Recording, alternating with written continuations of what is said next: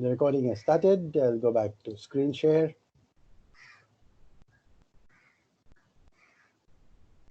Desktop share. Okay. Now, as I was discussing, back again, uh, what I can do, particularly out here right now, as I was talking about how you can add your own apps out here. Now, uh, the interesting part, which I said, is that you can also add uh, new tabs to your own Microsoft. Before the connection went off, I was talking about how you can add Google Drive or to your Teams or class software, or how you can add different other applications. Now, the interesting point out here is that um, if you see there is this plus button out here, what is this plus button all about? Now, this plus button is where you can create more applications. For example, I use Evernote in my mobile. Now, when I use Evernote in my mobile, I have created a schedule in Evernote which is called as training. So now for my training, I've created Evernote. So when I click on training, or maybe all my members, they can see the document which I've created in Evernote. I can see the same, post the same document in my Microsoft Team class. Interesting. Once more, let me go back to the demo class.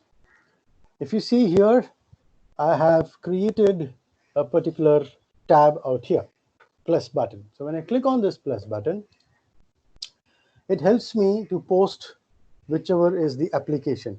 Please make a note, it is not posting the application, it is posting one of the documents within that application, which means that how can I use this feature?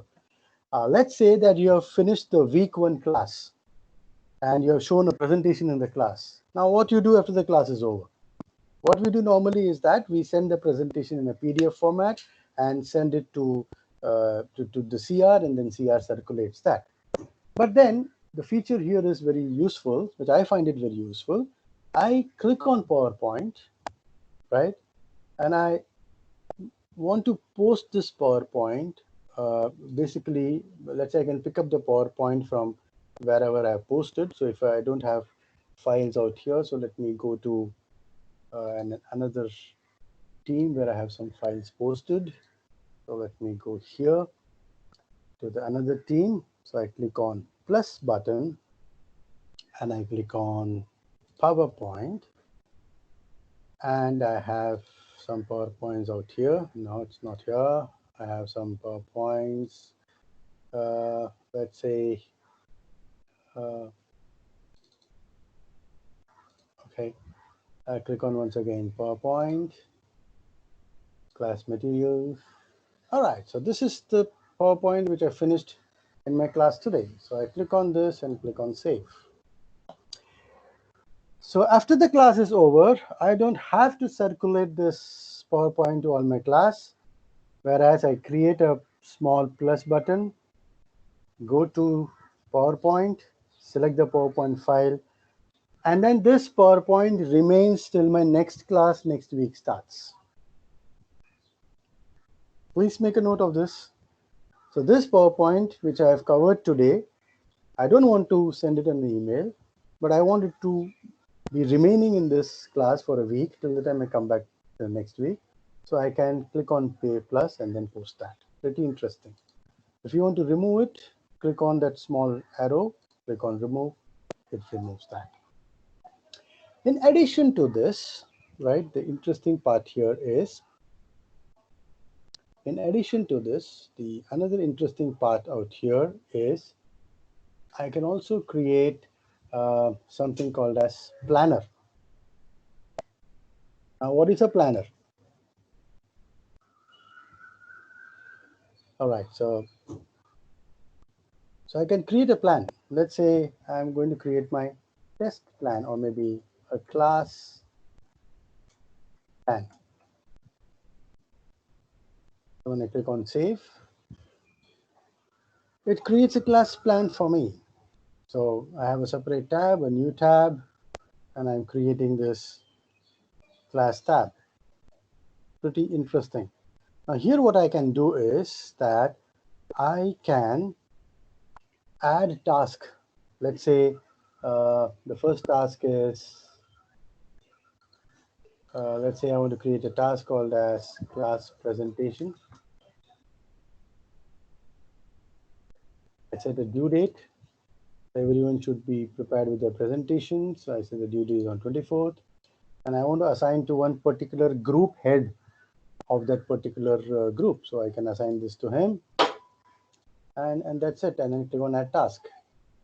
So this add task with the due date is mentioned. So I can create multiple tasks and also create a new bucket where I can post 2-3 tasks together. So this is pretty interesting, which I see in the plus button. So this plus button allows me to use any of these applications.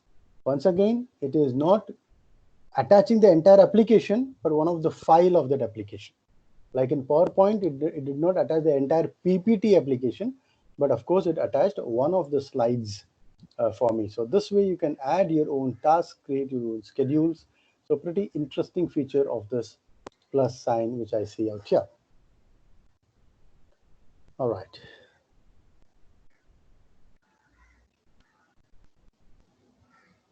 Hello. Yes, sir. Hello. Can you hear me? Yes, sir. Very much. Yes. Okay. All are there right now. Okay. Good. Fantastic. So that is the plus particular part of the feature. I find that very interesting. So even you can attach an Excel sheet there, or whatever you have discussed. You can attach a Word document. You can attach a PDF document. So the plus sign, I find it very interesting. You can attach it, remove it, so students will know that. Acha, last week mein kya padhaya sir ne? They go to the classroom and they know that last week these were the slides covered. So that's a pretty interesting feature which I have found that.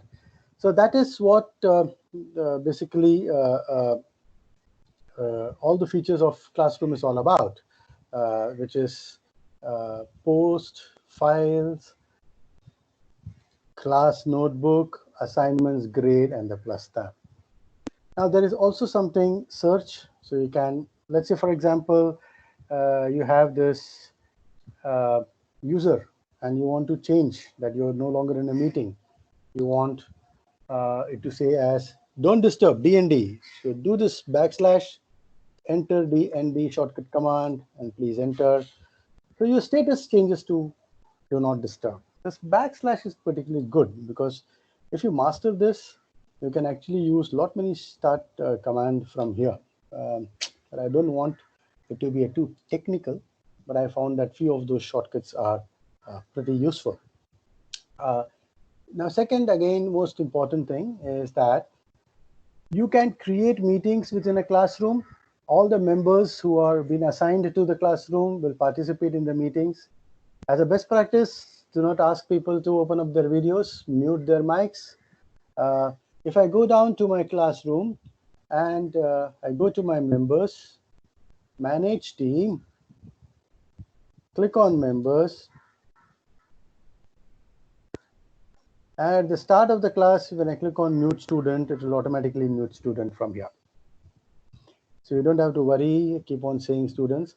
But yes, this does not mute people who have come in as a guest. So maybe you may have to keep telling the guest, boss, please mute your mic. So the best practice and the quick discipline is basically the students should mute their mic. And also there's one thing which is interesting. When you click on an invite, so let's open up this invite. I would like you to do this. There is something called as meeting option. So whenever you create a meeting for your students, click on this meeting option. This meeting option will actually give you some of the few features which you can enable. But then this feature is not not in our rights, but it's an admin rights. There are only 3 features out here, which says that enter everybody into the meetings without asking them to wait in the lobby. I don't know why this login is taking time, but when you click on this meeting features, there are only 2 meeting features. You can assign different presenters in the meeting. So you can say that apart from Raman Bala, I have Abhay Kumar is also going to present in today's classroom. So I can assign multiple presenters. Plus there is a lobby here, but this lobby is not activated for our licenses. I'm asking the IT guys to activate lobby. The lobby is pretty interesting. So in the meeting options, you can actually say that do not let everybody into the class. So people have to bypass, people cannot bypass the lobby. People have to go to the lobby, wait there. And once as the moderator, I give okay, then they can join into the class. Pretty interesting. I'm asking the IT guys to enable lobby. If that is enabled, and if the way I'm assuming that if people have been told that the class starts at 11, and in the lobby I put a time saying that after 11:15, don't allow anybody to join the class directly. Let them wait in the lobby.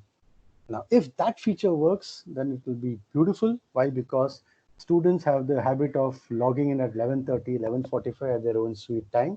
So this lobby will ensure that people will log in within 5 minutes the class starts. Otherwise, they will be kept in that waiting room, and it's the moderator who will then allow one by one to enter. Pretty interesting feature. It is not enabled for us right now, the lobby feature or the meeting room feature. Let me check with the IT guys and come back to you on that. So that is pretty interesting.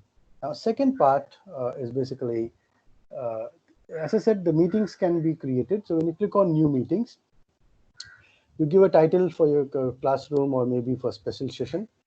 You can see these attendees are not just the students or the professors. It can also be external people. So if you want in your class an external faculty or an industry guy to also come and talk to your students, you can invite him to join the meeting, provided guest joining meetings is enabled by our IT administrator of Microsoft team who is sitting in our IT department. If that happens, then you can also invite your guest speakers in your class. I'm also talking to the IT administrator on that.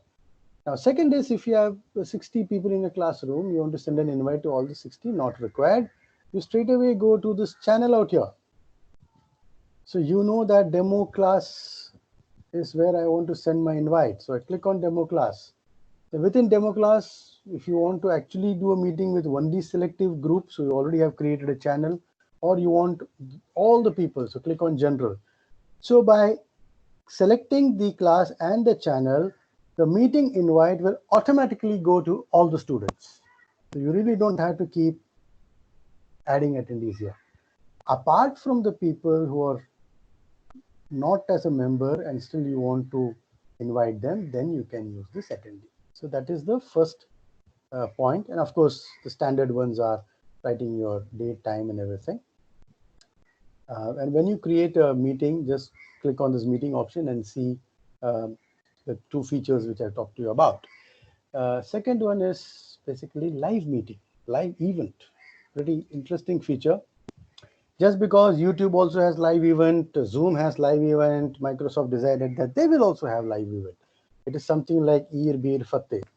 ईर ने किया, बीर ने किया, हमने कहा भाई हम भी कर लें साथ, तो चलो. They also have come out with something live event. I don't understand, because in their classroom, if they can have more than 500 people as members, then why the hell they have a live event? Anyway, just because competition has, I also have to have. But in live event, there are the 2 roles which is important. One is the role of a presenter and another is the role of a producer. This is like conducting an event in an auditorium, ladies and gentlemen. So there is a producer in the auditorium who is managing the mics, the lights, everything behind the screen, and then lining up कि sir आपका पहला presentation है, आप stage पे आके बात करेंगे, उसके बाद सर आपका प्रेजेंटेशन आधे घंटे के बाद शुरू होगा, तो आप प्रिपेयर्ड रहिए. So it is something of that sort. This is important. This is useful, particularly when you want to address all the students, all the faculties, and everybody, right? Live event can accommodate more than 10,000 people. So here there is no invite which is sent. It is just a link which is provided, and people will log into that link and straight away they can see the live event happening. Now, I will do a separate session on live event if it's really if people are interested. So you can actually conduct sessions. Let's say you have 5 divisions and you want to invite all the 5 divisions together. So let's say the team size around 550.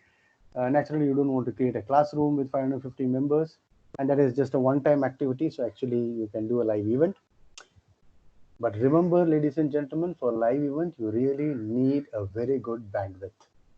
I tried using a live event with just bandwidth. By the time I moved from slide one to slide two.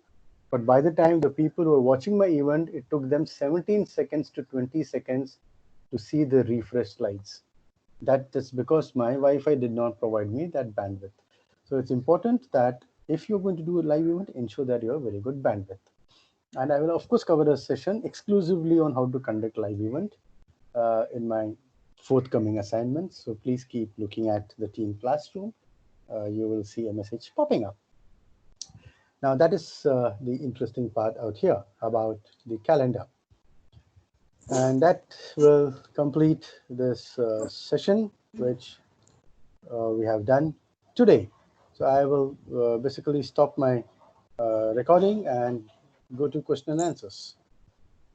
That's it. So there I'm going to stop share and I will stop recording.